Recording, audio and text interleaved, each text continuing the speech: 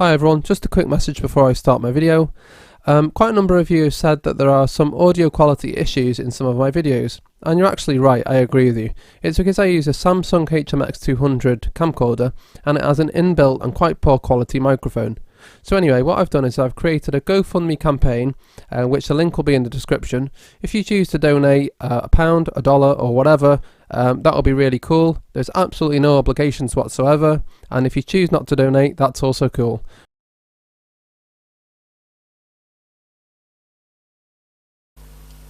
Hi everyone. So recently I've been doing a few different types of videos, different formats and different subjects and whatever, and today's going to be no different subject again. So we've got some 18650 lithium ion cells here, and in this video I want to talk about how you can hold them, if you like, or store them. So I've got a box here of all sorts of different holders and stuff, and I want to just go through them and show you what I've got really. So let's zoom in. So there are different ways to store these cells. Now you've got this sort of thing here with a hard case, and you can actually solder these,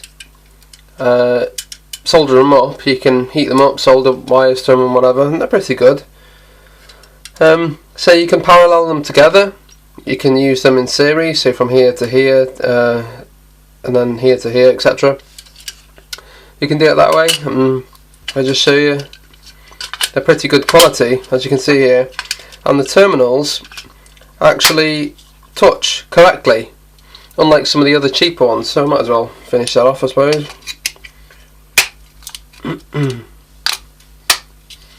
It's quite nice.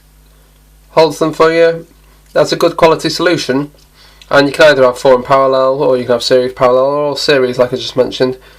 So obviously if it's around about 4 volts, you've got 4, 8, 16 volts potentially you could make out of that, and be able to draw probably 1 to 2 amps, so it's pretty good. So what else? Well, these are not too expensive either. You can actually buy them in packs of like 10 or 20 or something like that. Just get these out. There we go. So that's the first type.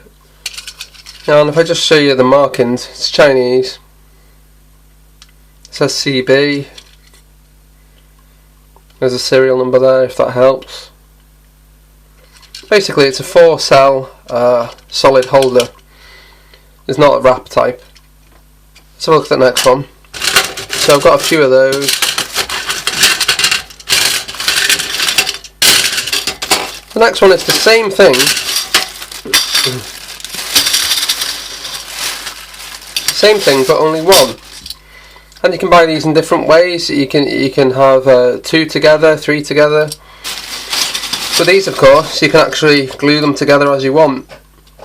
You could super glue them like that. If you just wanted to use 2 cells, you could super glue them that way, and then solder those 2 together to make a plus to a minus, and then you solder those together to carry on to make a series connection. That would be quite nice.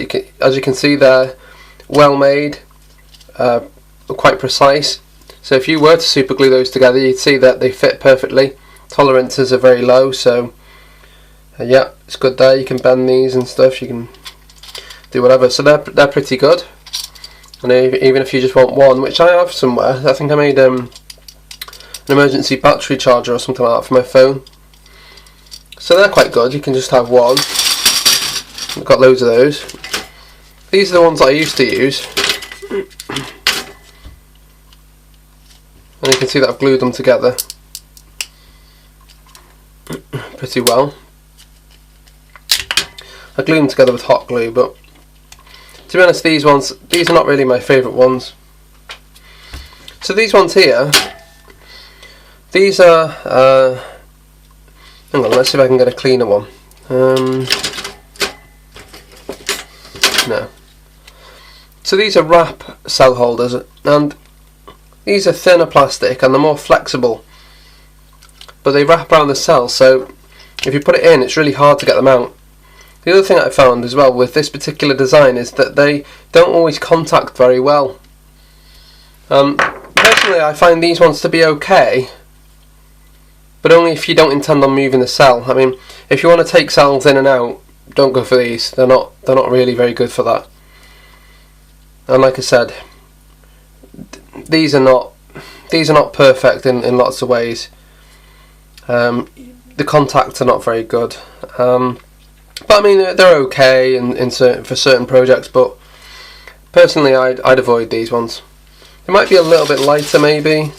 Oh no, they're not actually. They're heavier. So yeah, I always go for these ones now. These are okay if you need them to be, you know, wrapped around so they can't come out. But then again, I suppose you could do this and put an elastic band over it. But yeah, there you go. I think these might be cheaper maybe, but whatever. So, and there's one that's not broken. You can see the spring on there. The spring's okay, but you can see there that it's just not, you know, if it doesn't contact. Let's try it out actually. See, it's got a great grip there. That's not going to come out anytime soon. Even if you bang it, you know it's not going to come out. But you can see there that it's a little bit dodgy. Sometimes I find that I have to push it like that to get it to contact. So yeah, there you go. And like I said, the good thing is that you can't, it's really hard to get them back out. And I don't even think I'll try. Let's see. Yeah, there you go. So that's those ones. Now, what else? There are also these ones. And these ones are also really cool, and these are for really making blocks of cells like this. Making big blocks of cells, and you can put them together like that. Now for making power packs and all that, this is excellent. Look at it, it's rigid, it's so simple. Really easy to put them together. These are great too. Now I've just remembered there's actually a really cool way of doing this as well. You can get something called tabbing wire or bus wire, and you can actually solder these up. Now, people say you're not really meant to solder these, but you can solder them. At the factory they use something called, I think it's called a spot welder, and basically it's a very high current that you press two prongs and it forces current through, and it gets so hot that it melts the metal onto each of these. But with tabbing wire or bus wire, you won't really need to go so crazy. You could just probably use a normal soldering iron, because tabbing wire generally has a bit of solder on it anyway. But what you'd have to do is you'd have to put the soldering iron on the top there, heat it to maybe 100 or 200 degrees or something like that. Then you'd push a tiny bit of solder in, then go to the next one, heat it, next one, heat it, next one, and then you get the tabbing wire, put it on, put the soldering iron on top of the tabbing wire, leave it for a few seconds, take it away, keep it pressed down, then move on and move on and move on, and you can do it that way. In fact, I'll see if I've got any tabbing wire to show you. Okay, so here's some tabbing wire, and basically, from what I remember, it's simply a copper sort of wire, and it's been tinned. Yeah, so this is only designed to hold like 1 amp or something like that, I can't remember exactly. But you could just put that on there and just solder it on. Solder. And basically that's how you'd get your series or parallel connection, solder these together. Then of course you can do stuff like that if you want it that way, you know. To put them all together you could use one like that, or one straight through the middle. And do the same with the bottom. So that's tabbing wire, and you could do that, you could use that approach. But that's this little design anyway. It's great for making blocks of, well, basically battery blocks. The other cool thing about these as well is that you can actually put them together like this. You can press them together and make huger block, you know, really big blocks. To some extent to the size that you want them to be. So that's those things that way. Now this is also really cool. You can buy little pieces like this, and with these you can again make your own battery holders.